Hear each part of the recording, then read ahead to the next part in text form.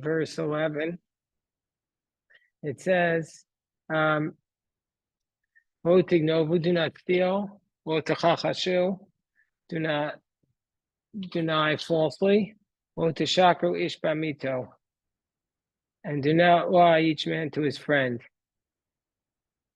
So what does that mean? Let's see what Rashi says here. O tignovu, don't steal. Azara, Rashi says this is a Azara. This is a warning.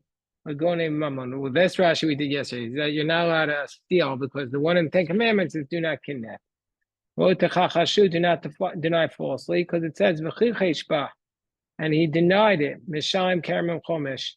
So this refers to the case of where somebody swears falsely in denying a claim, but he's contradicted by a valid witness. Meaning to say, he was watching a deposit and he denied falsely about it. The Shvuath, this is called the Shvuas Edus. He denied, or Shvuas Apikadon. He denied that he was, or Shvuas Hashomrim, that he denied the object that he was watching, and then he has to return it plus pay a fifth. Rabbi, do I have 2 minutes for a story? Yeah, tell us the story. Rabbi Chaim ben Attar, known as the Orach Chaim, was somebody came to the court and said that just before Shabbat he deposited money in somebody's house that was on the outskirts of the town. He didn't want to carry it on Shabbat, and the person denied that he ever received the money. So Rabbi Chaim ben Attar asked the plaintiff. He said, "Do you have any witnesses?" He says, "No, there was just us, but we were under a fig tree," I think he said. So he said, "Go and get the fig tree." And after about half an hour, Rabbi Chaim ben Attar asked the person, the depositor, why is it taking him so long? Why hasn't he brought the tree back already? And the guy said, "Oh, it's so far away," and and that's how he admitted that there was true witness to the Picadon. Anyway, So the tree was far away? yeah, and so that's how he caught him, saying that the tree was witness to the Picadon. So I got you now. Now I got you. Okay. Anyway, there's a whole version here. The Mizrahi challenges that it says not referring to the principle, and the Chomesh says referring to something else. Okay, Kobe, welcome. So now we're up to the next Rashi. He says, "V'los shakru," and he shall not lie. What does it mean? He shall not lie. If you swear falsely, then you have to pay back the principal plus the 1/5. If somebody makes a claim against you and you deny it, you have to pay back the principal plus 1/5. Amanu Onish, we learned the punishment. Where do we every time there's a punishment, there also has to be a warning about it. Says the verse, shakru, you shall not lie. You doing okay, Kobe? You must have been really busy today, because when I called, you didn't pick up. Okay. What's the shavu? What's the noble? What's the chachashiv? What's the sakru? What's the shavu? Shall not lie. You shall not all these things together. You shall not stay a false oath. Im ganavta, if you steal, sof chol chachesh, in the end you'll deny it. Sof chol shakar, then you'll lie. Sof chol shavu shakar, in the end you'll swear falsely. So we have all these things together. They all add up. Okay, so now we're up to the next pasuk. This is our daf yomi. You should not swear falsely in my name. And then you will desecrate my name. I am God. She says, "Lo shavu b'shmi." You should not swear falsely by my name. Why is this said? Because it states, "Lo sisha Hashem al Hashem al kecha hashav." You now take the name of Hashem your God in vain. Yachol yechayev al Shem amiyuchad. I might think you're only liable if you use the actual name of God, what we call the tetragrammaton. How do we know Kol HaKinuyin? How do we know it includes all the nicknames of God, so to speak? As it says, Lo tishavu b'shmi l'sheker, Kol Shem sheyesh li. You're not going to swear falsely by my name, any name that I have. Okay, now we're up to the next verse. Lo sa'ashokes reyecha. You're not allowed to cheat your fellow. What does this mean, lo sa'ashok? What does this refer to? Zakovesh Sachar Sachir. This refers to someone who suppresses that if you owe somebody money, you have to pay them the same day. If you owe somebody money, you have to pay them the same day. That if that's the normal way in which that person is paid, then you have to pay them on that day. If the person is normally paid at the end of the week, you can pay at the end of the week. All right. Why do you know Kobe, Rafi? Yeah. Okay. Well, so so that's one time there was a person who came to me to fix my air conditioning. And I said, tell me how much I owe you. He said, oh, don't worry about it. I'm like, but it's a mitzvah from the Torah for me to pay you the same day you come. He said, oh, I have a lot of other customers, and implication was Jewish customers, and they don't do that. So it's our obligation. Somebody does work for you, you're supposed to pay him that day. You're not supposed to say, oh, I'll get to you when I get to you. That's what the Torah says. You're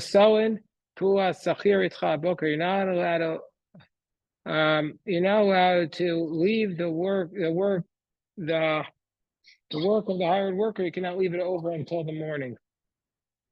Rashi says that's referring to a person who's a day laborer, but it's clear Yom HaKasav Adaber. I'm talking about a day laborer. We're in Pasuk Yud Gimel Rafi. Sheyitziaso mishashaka chama. That his day ends when the sun sets. Therefore, Zman Geboy Scharo Kol. You have all night to pay him. If he works for you during the day, you have all night to pay him. Or in another place it says, don't let the sun set. That talks about a person, that talks about a person who works at night. That his finishing of his work is once the dawn rises. And so therefore, therefore he has all day to pay. The time of his wages is all day. Because the Torah gave everybody one period of time to collect the money. Meaning to say you have that 12 hours. You have 12 hours you work, then the employer has 12 hours to pay you.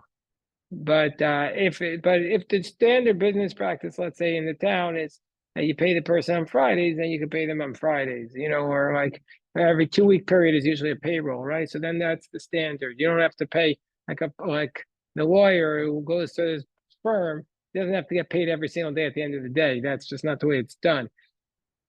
Okay, now we're up to verse 14. That you're not allowed to curse a deaf person. Not allowed to curse a deaf person. Deaf person can't even hear you. What does it mean you're not allowed to curse a deaf person? They can't even hear you. We'll see what Rashi says. Before the blind person, do not put a stumbling block. Don't curse a deaf person. Don't place a stumbling block before a blind person. And you shall fear from Hashem your God. I am Hashem. Zakta Rashi, don't curse the deaf person.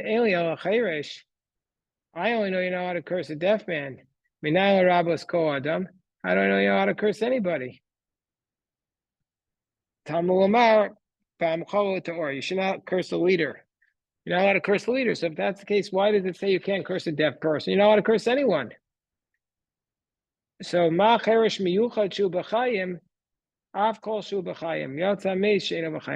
okay, so you're not allowed to curse anybody who's alive. Are you allowed to curse a dead person?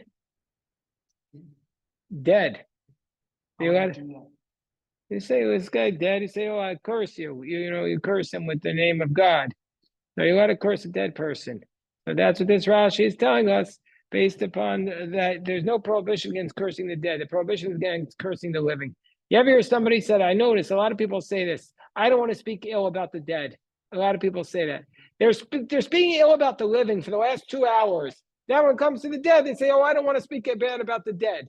You know what? You're better off speaking ill about the dead than you are about the living. The dead can't hear you. So don't tell me you don't want to speak bad about the dead. Fine, I don't encourage you to speak bad about the dead, but it's a lot better to speak bad about the dead than it is to speak bad about the living. So stop speaking bad about the living and then work on speaking bad about the dead. A lot of people say, my mother always told me never speak anything bad about the dead. It's about the living. That's much worse. Okay. And anyway, then it says, do not put a stumbling block for a blind person. What does that mean, Colby? What? Yeah, okay. What does that mean, Rafi? Do not put a stumbling block before a blind person? It means don't I remember learning this. I think it means it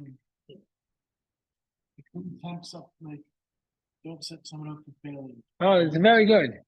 So Rashi says, "Lifnei asuma b'davar," before somebody who's blind about one area, about a specific area, don't keep saying the eitzah. Did you fix it?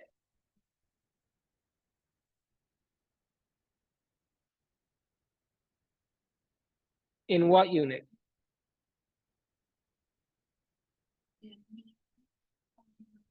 No. So how do you shut it? It's from the minces. Yeah. Or maybe it's from, no, it's from when Ellie built it.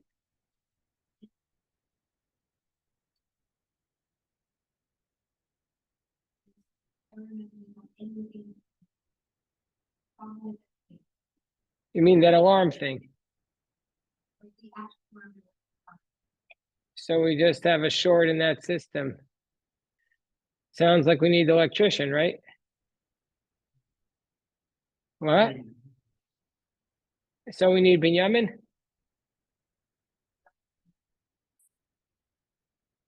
Not less than a second. All right, we'll text, but is it still beeping? How'd you get it to stop beeping?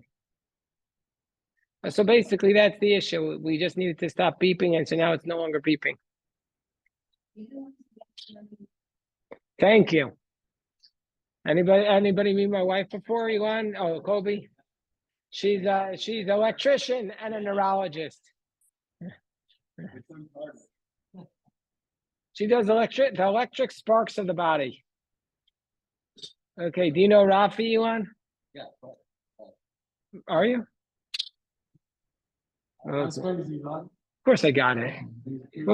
What do you think I am here? You think I'm not going to get it? Okay, so now it says, what does it mean with neiver lotite michshel? What does it mean before a blind person did not put a stumbling block? What does that mean? Means lifnei suma b'davar, somebody who's blind in one area. Don't give him advice that's not appropriate for him. For example, al tomar mechor satcha v'kach chachamar. Don't tell him, go sell your field and buy a donkey with it. What kind of idiot would sell a field and buy a donkey? It's stupid. Everybody knows real estate is better than a donkey. So don't tell him stupid advice. And you only told him this because then you're going to buy the field. So you give him advice so you could trick him. So don't do that. You shall fear Hashem your God, because this matter, nobody really knows what your intent is in saying to him. These are matters that depend upon intent. Nobody else can know if your intent in giving this advice was good or bad. Like if I said to you, really, the best thing for you is to break up with that girlfriend. Nobody knows what my intent is. Maybe I'm just telling you to break up so you can spend more time at the yeshiva. Or maybe I'm just telling you it's because I think she's bad for you, right? So you don't know. Only I know like what's my real intent in saying it to you. So therefore, since this matter is given over only to God, therefore Yeresim Elokecha. God knows your thoughts. Rashi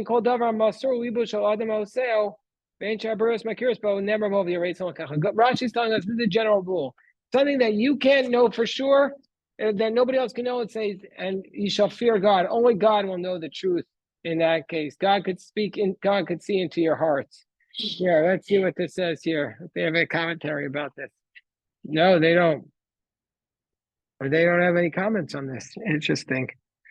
There's so much to comment on in this parsha, so I guess they didn't go into it. Okay, the next pasuk says, "Lo taseh avel b'mishpat." Do not do any wrong injustice. Do not do any wrong injustice.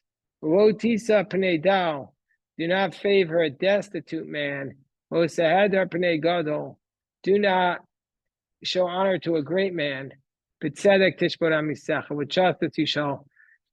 So what does it mean to not show favor to a poor person? What does that mean? Don't favor him over anyone else. When? What's the context? Akiva, what's the context? What are we talking about here?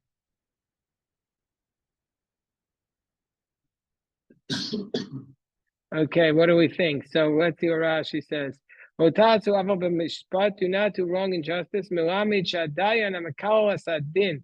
If there's a judge who's perverting the judgment, he's called a wrongdoer. He's called hateful. He's called repulsive. He's called banned. He's called an abomination. So if a judge perverts the justice, this is the hallmark of any society is, you know what the hallmark of any free society is? You know what it is, Jeffrey? Not equal, independent judiciary. An independent judiciary is obviously equal justice system, but it stems from an independent judiciary. It's even more important than equal, because if the judiciary is not independent, you have the breakdown of a free society. And that's very, very dangerous. That's what happens in Russia. Do you think it's an independent judiciary system, Jeff? I mean, no, Putin probably claims it, They believe it. but they're not really. Well, it's a question of one. They're independent. Then maybe they're independent unless it relates to political matters. Yeah. Okay. Anyway, that's what happened when I went to Venezuela. The rabbi said that Chavez took away the independence of the judiciary system. And that was the beginning of the end of Venezuela. Venezuela used to be a democracy, used to be a very progressive country. And then Chavez came in, and in just a short amount of time, he took away the democracy. He overturned that whole country, and boom. Okay, lo tisa pnei dal, do not favor a destitute man. What does that mean? You shouldn't say, ani uzeh, this man is poor. V'ashir chayav l'farnaso. If you're a judge and a poor man comes before you and he's wrong, and the wealthy man is the one who actually is the right case, you're not allowed to say, listen, this poor is a poor man. The rich man's obligated to provide him with his livelihood. Therefore, I'll rule for the poor man. You can't do that. You're not allowed to do that. You're not allowed to do that. That is against the Torah. I've actually seen that, my own eyes. That judges said, give him a break. He's a poor man. But it's against the Torah. There's justice and then there's mercy, and they're not the same. They're not the same. Lo sadar pnei gadol. You're not allowed to honor a great man. What does that mean? This is in a court. You can't say this man is a wealthy man. Shalot Tamar Ashir was that he's a wealthy man. And so therefore, Ben Gedolim was that he's a son of great people. Hey Chavaishenu, how can I embarrass him? How can I humiliate him? And seek his humiliation. Onishesh badavar. This is punishment for the matter. Therefore it says, Lo sadar pnei gadol. You're not allowed to honor a great man. So therefore, you can't, when it comes to the court, you can't give him special deference because he's a great man. But tzedek tishbot amisecha, with justice, with righteousness, you shall judge your fellow. Rashi says, kimashmao, literally. Davar acher, alternatively, have a danas chavercha lakavskos. Okay, this teaches us another idea. Give everybody the benefit of the doubt. What does that mean? You have to give your friend the benefit of the doubt. What does that mean, Akiva?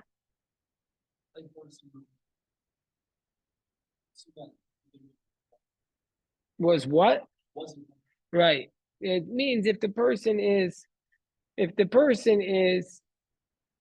you don't have reason to think that he's a wicked person and you see him doing something which is neutral, then you should give him the benefit of the doubt. But if he's doing, well, at McDonald's, yeah, you assume he's going to the bathroom and getting a drink. Nobody would ever eat at McDonald's. But let's say you see a person stealing from the supermarket, putting something in his pocket. You could, and then you want to say, "Oh, I'm sure he stole." No, you could assume since this guy is a neutral person, you don't know him that he's a thief. He's probably just doing that because he already paid the money to the cashier, and the cashier says, "Just go back and get the tomato there. We owe you a tomato." He probably brought back a bad tomato, and now he's sticking the new tomato in his pocket. That's probably what's going on, or the ice cream cone in his pocket. Okay, Voselach verse 6. 16. Useach Rachel ba'amecha, usamod adam reyecha ani Hashem.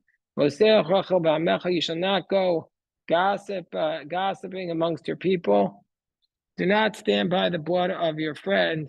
I am Hashem. What does that mean? Useach Rachel ba'amecha. Rashi says, Ani Omer, Hashem shekol mishalchei medanim misapri lashon hara holchem bebatei re'eim meragel ma yir'ura ma yishmura l'saper b'shuk. So therefore, they're called holchei re'achal, holchei regila. Rashi says in French, it's spying. Rashi says that he's saying this means that all the people who are instigators and speak bad talk, they go to their friends' houses to gossip or to see what they're going to hear, to talk in the marketplace. And they're called holchei rachil, those who go about gossiping. And Rashi says the proof to this matter is shalom atzinu rechilus shein kasuv b'lashon halicha. So we don't find any rechilus that it doesn't say about it an expression of going. Moselech rachil. One who goes to gossip as strong as copper and iron. Hey, how you doing? Okay, to the next Rashi. What does it mean? Do not stand by the blood of your friend. What does that mean? Do not stand by the blood of your friend. What do you think that means, Moshe? Very exactly what it means. Very good, Moshe. Wow. You got that exactly right. Rashi says, open misaso, to see his death, and you're able to save him. To go into Benar, V'chayo, list him. Let's say you see your friend, Rahman al drowning in the ocean, or there's an animal about to attack him, or bandits. And you have an obligation, you're not allowed to stand down. You have an obligation to go up and save him. Been the law in the States now for 30 years, the Good Samaritan law. No, the Good Samaritan law, what is the Good Samaritan law? Jeff, what's the Good Samaritan law? You do something to benefit somebody, and Right. somebody gets hurt as a result, you protect. Yeah, so the Good Samaritan law doesn't say that you're obligated to save that person. What it says is that if you do something to benefit that person, if you're trying to save that person, then you're protected from a lawsuit. You don't have to risk your own. I don't, well, the